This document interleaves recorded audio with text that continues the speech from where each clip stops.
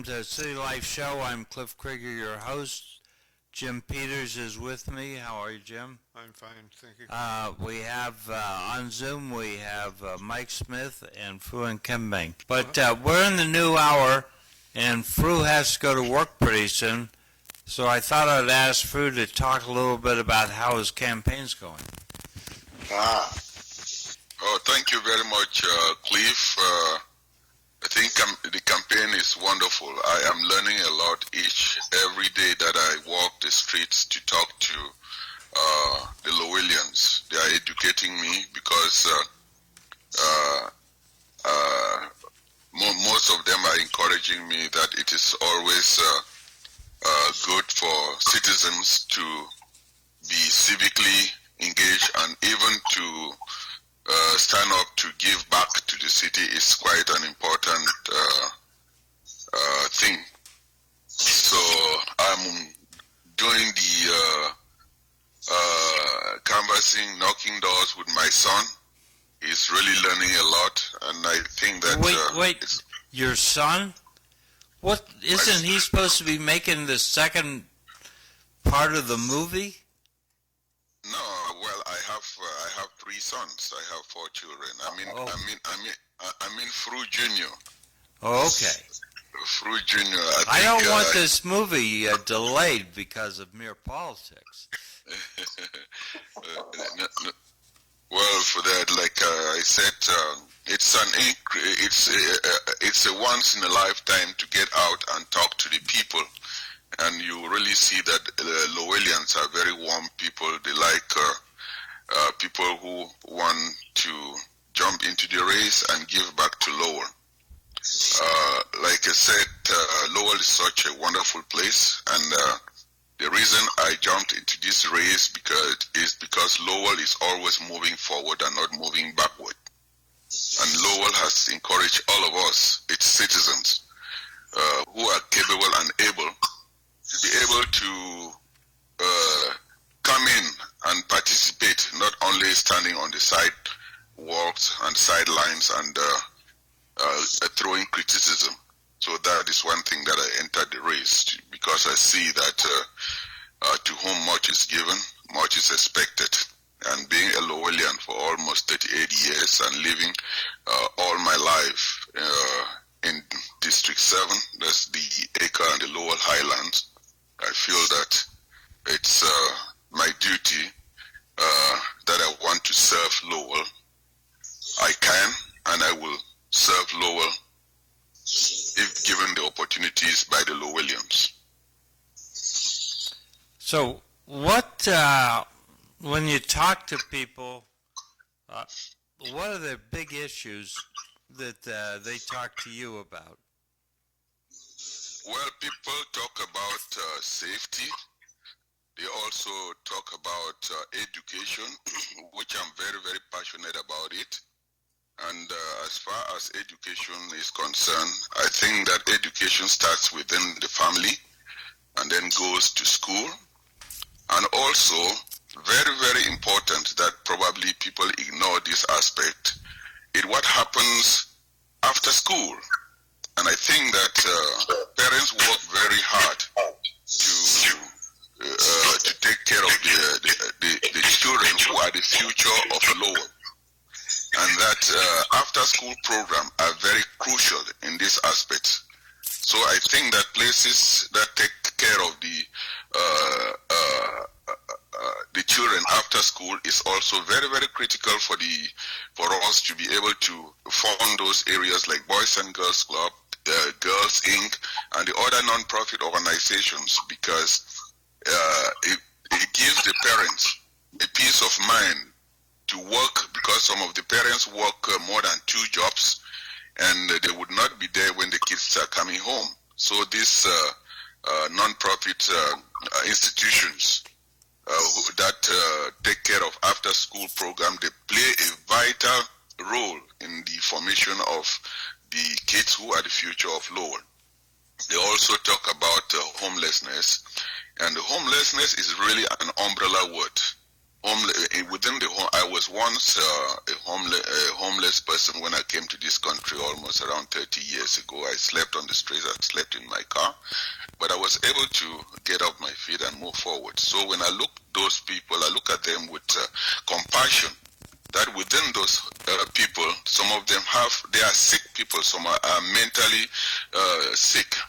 Some within that same community are people who have issues with the laws, and then some are just people who are coming there also to escape the responsibilities of life. So I think that it's important that with these people, they reach out to where they are and involve the police, the social workers, to be able to take care of them in various capacity. The social worker and the psychologist, they will be able to come in and look at those who are sick, like the mentally ill people. They are there not because of their choice, but situations put them there.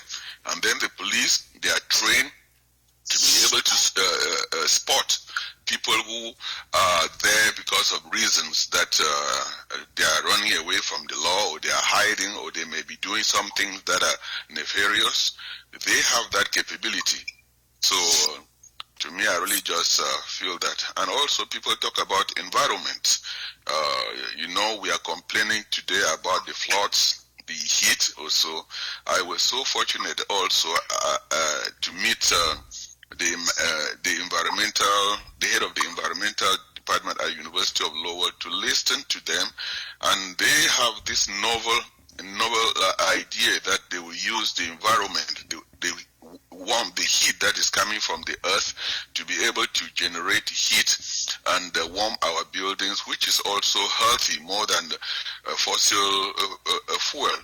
So those things are very critical. Like I said, right now on the campaign trail, I am walking and listening to the people. To be able to serve the people, you must have an ear, and that ear should be listening. And I've equally learned, and most people have approached me and said that, it is really wonderful for you walking the streets, that they have noticed that in the past, politicians drive by, but by walking the streets and talking to the people, I immerse myself in the situation. I listen to them. If I want to be the voice of the people at the city hall, I should be able to listen. I am listening not to make judgment or pass judgment. I'm listening so that I can be their voice and take their concerns to the city hall and represent District 7 well.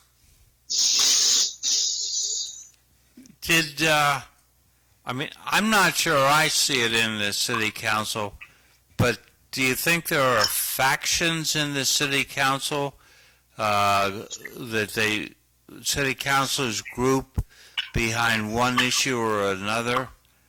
Remember there was a big issue about where to put the high school.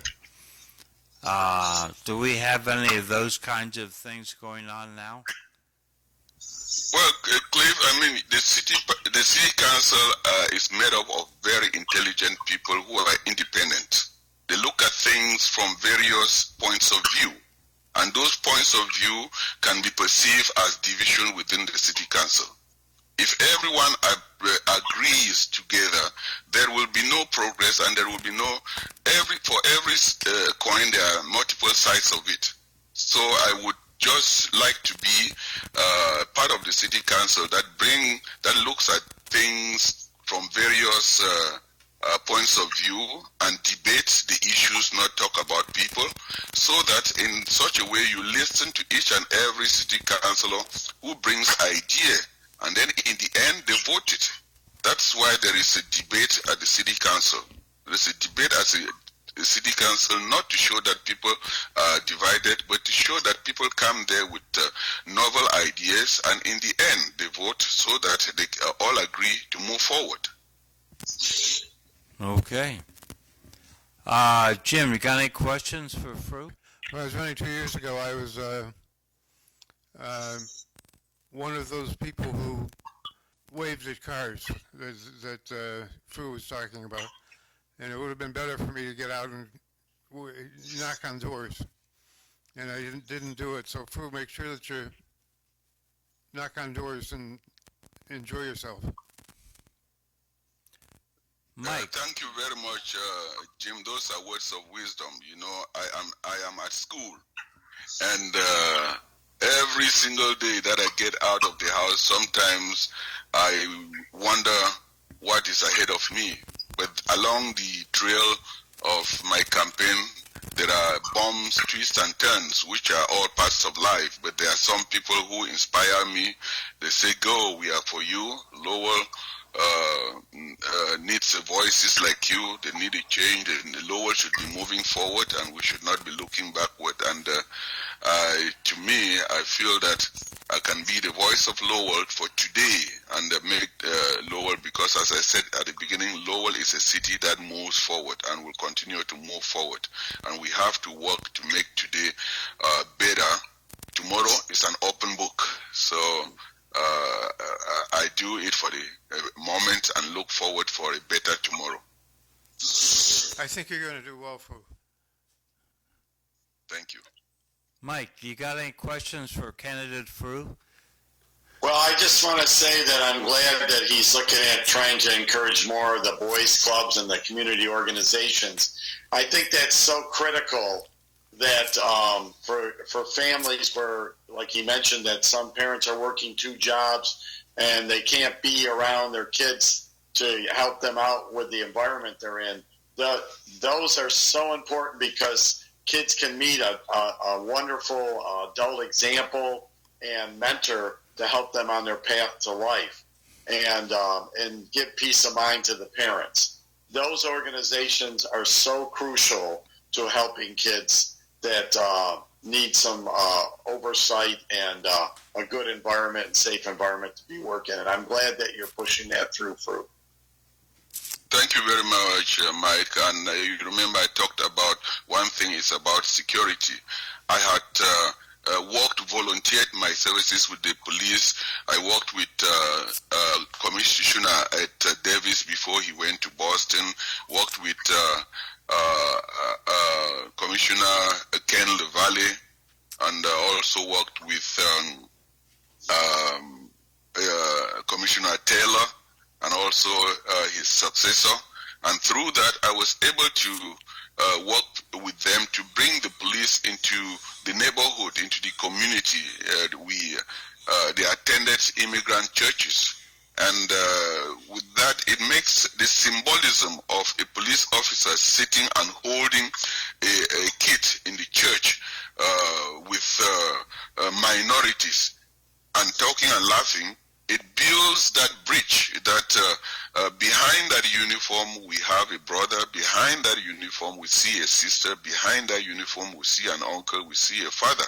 So it was through that, through the community police-oriented service that started in 2000, 2004. So I had the privilege to travel with Chief of Police and Commissioner Ed Davis to Washington, to California to attend the Chiefs of Police conference, and also to travel with him and some members of the Lowell Police Force to Washington, D.C. and made a presentation at the Justice Department that we immigrants come here with different perspective of the police, and it is also good that if we share our own perception, this knowledge is power, and information that is shared can help the police and also help the locals. So I think the police saw that it was important, and that made some bridge between the community and the Lowell police, who spend their lives to protect us at night, during the day while we are sleeping or at work or so. I think it should be, the community should also work in hand with the police to provide safety, not only men in uniform. John, do you have any questions for candidate Fru? Yeah. Fru, you're a heck of a guy. Wonderful Thank man, you. very intelligent, very well seasoned in the community. You're running an uphill battle here against another friend of mine, Paul Rathayem. Now, Paul Rathayem, hell of a guy. He's out there in the public all the time. Why should your district vote for you that they're not already getting out of Paul Rathayem? Thank you very much, John. I have been in the public eye for serving voluntarily in Lowell for quite this number of years, since for almost 30 years now. I have just listed that I have worked with the police to breach in. I've served on so many non-profit board. I would be proud to say that I am a recipient of Lowell of the prestigious Lowell Heroes Award. I got a citation from the U.S. Congress, a citation from the Massachusetts State House, Senate. I got a citation in 2004 as a volunteer from the police department, and all those things. Now I equally see that Lowell is moving forward, not moving backward, and encouraging all its citizens. Yes. Respectfully, okay? I heard this, okay? And if I talk to Paul Rathayem about it, it equally have the attributes the community have awarded him. I'm in the voting booth. I got two names. I got your name and I got his name. Why should I pick your name and not his? And I know what you've done in the past. I heard that. But what's wrong with Lowell? Why did you step up to the plate now? I mean, you've been here for 30 years, and God bless you. I've been here for 70 years. I never ran for office, so I appreciate your courage and your fortitude and all the other wonderful things that go with running for office. Why should I vote for you? Why should I vote for you instead of Paul Rathayem? Well, thank you very much, John. As I said when I started this race, I would have given up. But as I walked the street and talked to people, they said, "Oh, you are one of the first politicians who have come and listened and talked to me." One thing is you have to walk the streets to know the people.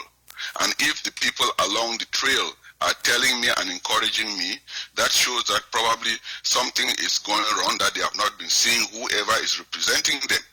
I mean, I went somewhere, some people said that there are lights on the street, they have called and called for these lights to be fixed. The lights are not there, and I equally see that in the past, I see that promises have been made that the streets should be clean, that the parks should be clean, and I walk through this park, I see that those promises are not met. And when the citizens are talking to me and encouraging me, I equally see that it would be the ultimate decision will rely on the citizens of District 7 to make that choice. So come November, two of us will be on the ballot, and Paul's will be judged by what he has done, and also I will be on the ballot, and the people will decide. I don't have anything against Paul.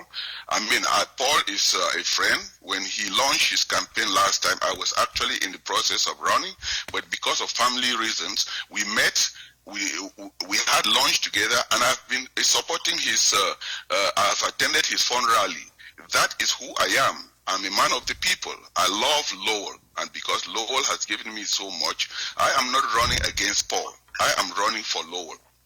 Well put. Thank you. Back over to Clint. Okay, so you'd be interested in a debate on City Life Show with Paul Rathayem?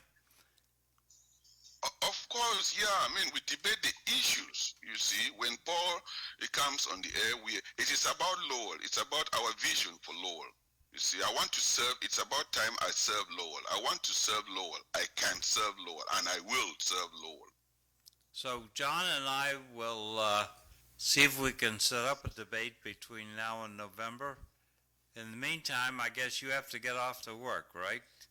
You are very right. I have to put food on the table, as well as I'm trying to take care of family. The bigger picture is also to be able to give my own contribution to the city that has given me and my family so much, and to whom much is given, much is expected. Okay. Fru, thank you, and I'll see you next Monday. I appreciate the opportunity. Have a good day. Thanks, Lou. Have a good day. Thank Thanks, you. Fru. Yeah. Okay. So we have the race finalized, the candidates, and as best I can tell, there'll be no preliminary election because we don't have more than 2 candidates for any one seat. And in fact, we have several seats with only 1 candidate, including District 1, Dan Rourke, and District 3, John Leahy, for City Council, and 3 of the school committees, 3 of the 4 districts. Eileen Del Rossi's running alone. Dave Conway is running alone in District 3. And Dominic Lay is unchallenged in District 4. So they're already in office, Cliff. So Eileen Del Rossi, reelected. David Conway, yet to be sworn in, but there's no contest there. David's won. And Dominic Lay, no contest there. He's already in office, and At large. have a good summer. The at-large candidates, Jackie Doherty Yep. and Conley Martin, have no opposition, so they're in. Exactly. Stacy Thompson and Fred Bahu are going to duke it out. Moving up to the city council, we got Ty Chum's going to duke it out with John Dakota. And Paul Rathayem, we just talked about Paul, and Fru just was on the show just a minute ago. They're going to have to duke it out. Sakari Chow is going to have to duke it out with Justin Ford. Tim Scott is going to duke it out with Susie Sophia Chun. Wayne Jeunesse Jr. is going to duke it out with Amanda Gregory. And moving up top here, we got Corey, I never knew his middle name, Corey Michael Robinson is going to duke it out with Marty Hogan. So we'll work to get these people to sit down together and see if they can tell us why we should vote for one over the other. In the meantime, knocking on the doors is most effective. And Jim, that's your take, most effective? Very effective. Knocking on doors? Yes. Cliff, this data that you provided, thank you very much. How did you get it? Was in the Lowell Sun. Okay.